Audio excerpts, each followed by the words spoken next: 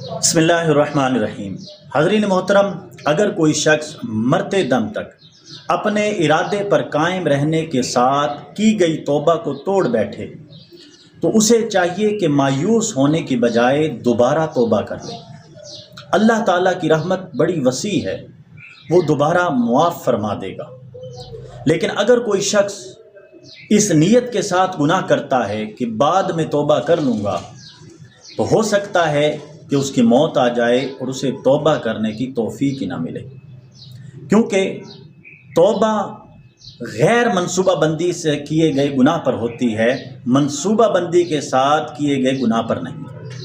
اگر منصوبہ بندی کے ساتھ کیے گئے گناہ پر شیطان بندے کو بہکاتا رہتا ہے کہ کوئی بات نہیں، ابھی بڑا وقت ہے، توبہ کر لینا، لیکن موت آ جاتی ہے اور اسے توبہ کرنے کی توفیق نہیں ملتی۔